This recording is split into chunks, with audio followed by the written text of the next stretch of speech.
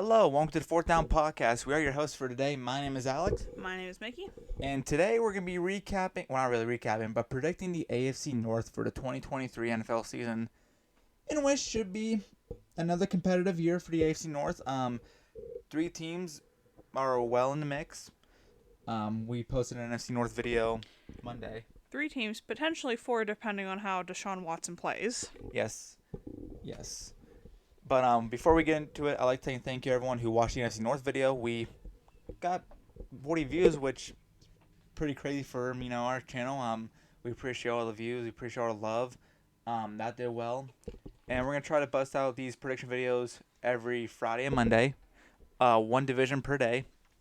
So enough about that. Let's jump right into it. So basically, how this video is gonna go? We're gonna break down each team's schedule and off season.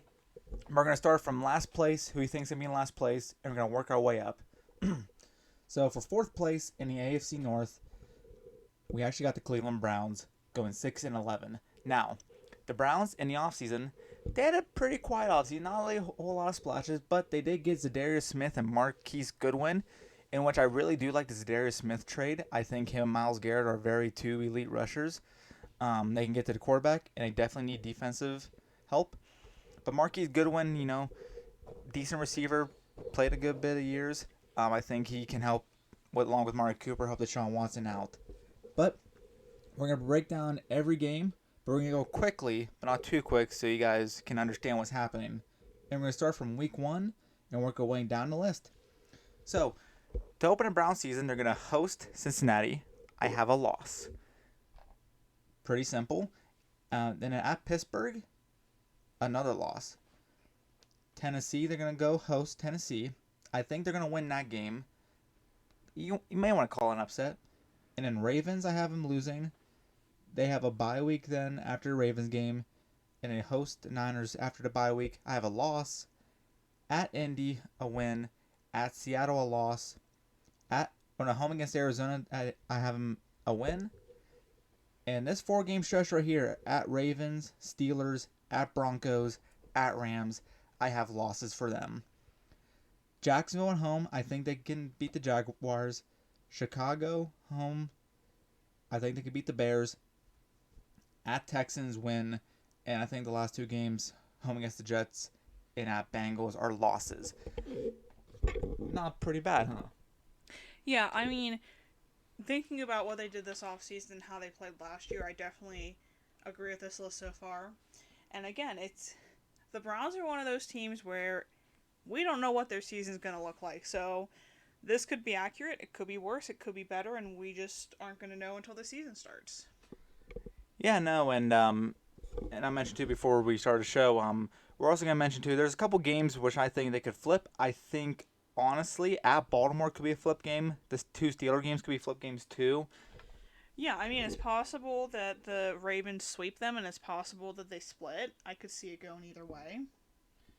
I mean, they could definitely, like, the ceiling for them, in my personal opinion, they could be 8-9 and 9-8. And the floor, I mean, it depends how Deshaun Watson plays. It depends how, he improves from last season. But I think 6-11 is a good record, given the fact that Cleveland, yeah. But I just think with a tough schedule like that, you're playing against a lot of great teams. It is a tough schedule, but if they get 6-11, they're going to be in trouble with that trade they made. Yes, so hopefully Cleveland can at least make the postseason. So that was 4th place. We got the Cleveland Browns 6-11, rightfully so. Number 3, in 3rd place, I got the Pittsburgh Steelers with an 8-9 record. We think that's a fair record for Pittsburgh. 8-9 last season. They were 9-8. They had a pretty easily down the stretch to win their last 4. But the Pittsburgh Steelers in the offseason, I thought they had a really good offseason. They acquired Patrick Peterson from the Vikings. They also traded for Allen Robinson, which, I mean, the veteran and leadership from Allen Robinson can help them out too with a young receiving core. So I think that's why I brought Robinson in. And getting in the draft, Broderick Jones, Joey Porter, and Darnell Washington had a really good draft too. Broderick Jones will help the offensive line out and hopefully help Najee Harris produce. You got Joey Porter and Darnell Washington, and then Cole Holcomb, another free agent signing too. But the Pittsburgh Steelers just absolutely blew out the offseason. I think they had an amazing offseason, and with those additions too. But let's break down their schedule too of why I think they're going to go 8-9. Well, they start the season. This is going from week 1. We're going to go down the list. They start the season at home against the San Francisco 49ers. I think that's going to be a win because they have no idea who's going to be the quarterback and whether it's going to be Trey Lance or Brock Purdy. I think that Steelers defense is nasty, and I think they will get to them. And also, San Francisco struggles early on in the season, so I think the Steelers win that one. Again, I think they win in Cleveland or at home against Cleveland. At Las Vegas, I think they're going to lose. At Houston, I think they're going to win. Hosting Ravens, I think they're going to lose. This is week 5. Week 6 bye. Then they travel to LA Rams, loss. Then they host the Jacksonville Jaguars, I think that's going to be a loss. And the next 3 games I have them winning. At home against the Titans, home Packers, and at the Browns, I think they're going to win. Now at Cincy, I think they lose again. Arizona home, I think they win. New England home, I think they lose. At Indy, W. And the last 3 games, I have the Steelers losing. Because the last 3 games could make or break their season with the Bengals at home, at Seattle, at Ravens. Yeah, pretty tough way to end the season, right? Yeah, that is a pretty tough end of the season. And I think Pittsburgh is going to perform better than they did last year, and I think Kenny Pickett is going to get to show what he's made of. But it's going to be interesting to see how it shakes out for them because they have a mid schedule. It's not super hard, but it's not easy either. No, and I personally agree. I mean, you look at some of these games, honestly, at Las Vegas, at Rams, New England could be flip games too, at Seattle. But like I said, those 3 last games could define their season. Yeah, depending on how the Ravens play. And you're going to at Seattle after coming off a game against the Cincinnati Bengals, who I am very high on for this upcoming season. But yeah, I think 8-9 is a perfect record for them. They were 9-8. The ceiling for them, I think they could be 11-6. There's a couple games in there I think they can flip. And again, see how Kenny Pickett performs in year 2 and see how Najee Harris does. I think Najee Harris is going to be a big help if he performs well. But I have him going 8-9. I mean, I think that's a good record prediction for them. I think that's a good record and prediction too, but you're forgetting one thing. Mike Tomlin hasn't had a losing record. He has not. This could be the year. It might not be. They could outperform our predictions. We will have a reaction video coming in January. I might be wrong. Well, we might be wrong big time. Anyways, so yeah. So Steelers are 8-9, and they're in 3rd place in my NFC or AFC North predictions. Now, number 2. This was my sleeper team last year. I thought this team was going to make the Super Bowl, but Lamar Jackson's got to stay healthy. This is if Lamar Jackson stays healthy. I have the Ravens going 2nd place with a 10-7 record. Because, not going to lie, after their bye week, probably the toughest schedule in the NFL, in my personal opinion. No, they do have a later bye week, and that plays somewhat of a factor, but not. But yeah, like 13 straight weeks of football, that's going to be hard on your body. But let's break down the schedule, starting from week 1, obviously working down the list. Houston, home, W. At Bengals, loss. And the next 5 games, or actually next 6 games, I actually have the Ravens going on a 6-game win streak. Colts, home, at the Browns, at the Steelers, at London against the Titans, home against the Lions, and at the Cardinals. I have them going 7-1 to start the season. I think the Seattle Seahawks beats them to end that streak with a 7-2. And I think they split Cincy They sweep Cleveland. So I have them going 9-2 to start the season. Now, this is where this schedule gets tough, and I have no idea what the Ravens are going to be. Oh, real quick, yeah, we'll talk about after the schedule too. But then they go at the Chargers. I think they're going to lose that game. Then you're going to go into bye week with a 9-3 record. Pretty good, right? The next 4 games, Rams at home. Rams got hit with the injury bug. They should be a pretty good team this season. At the Jacksonville Jaguars. At the San Francisco 49ers. Home against the Dolphins. I have them not winning a single game in that stretch.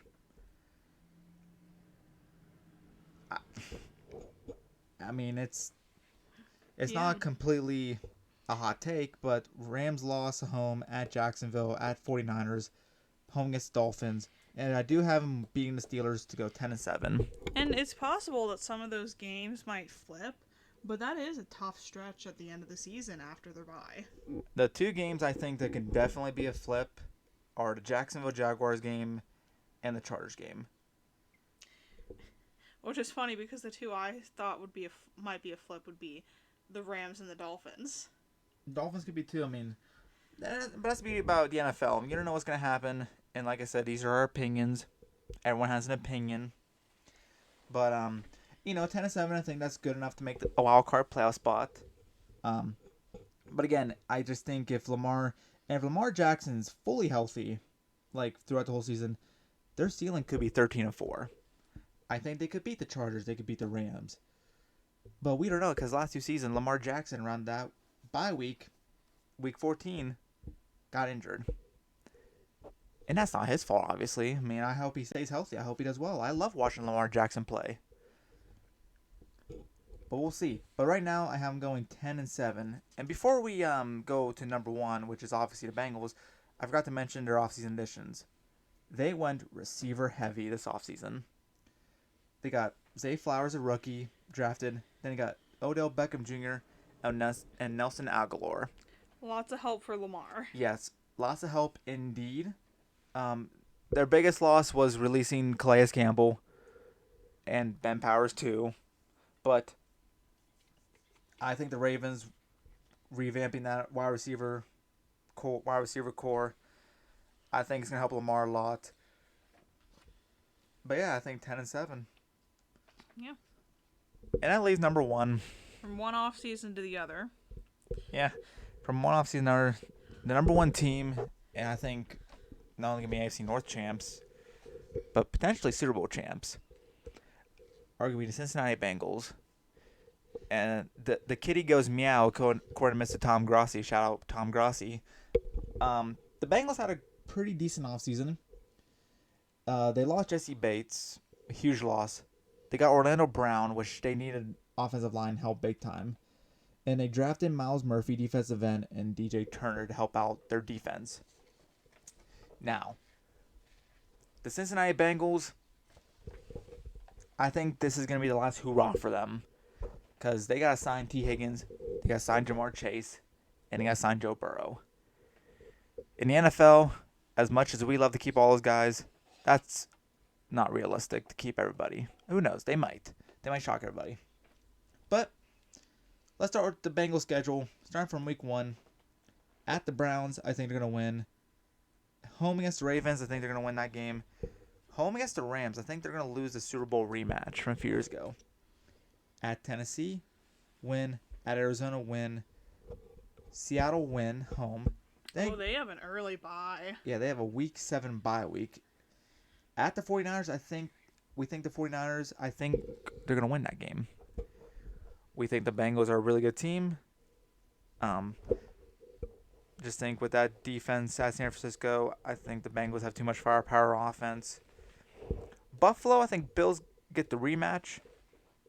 Houston gets the win. At Ravens, loss. Steelers win.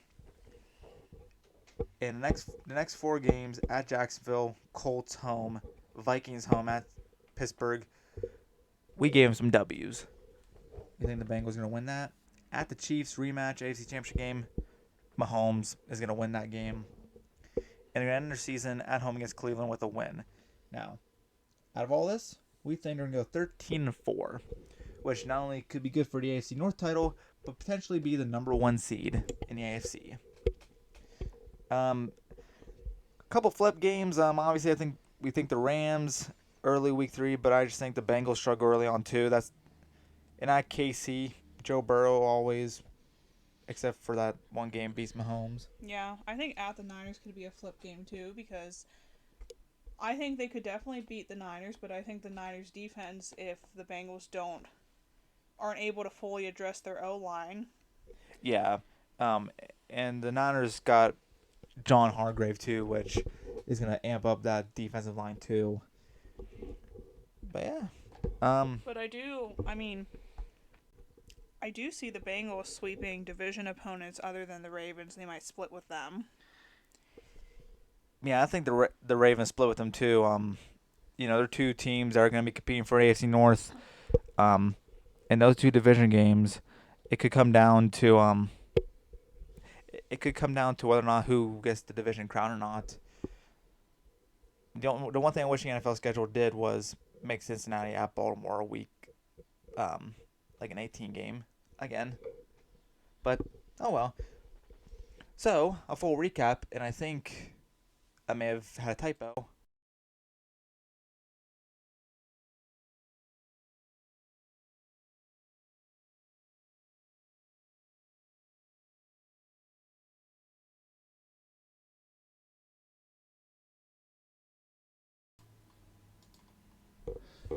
Apologies. That'll be in a video. That'll be a little blooper. Anyways, forgot to put audio. Fourth place got the 6-11 Cleveland Browns. Third place got the 8-9 Steelers. Second place we got the 10-7 Baltimore Ravens, and number 1 we got the 13-4 Cincinnati Bengals. And that's pretty much our AFC North predictions. Yeah, I do think the Bengals are going to do well this season, but how much time do the Bengals have left to make a deep run is yet to be seen with this current team. And like we said, this division, it could go either way, but I think it's a 2-team race between the Bengals and the Ravens.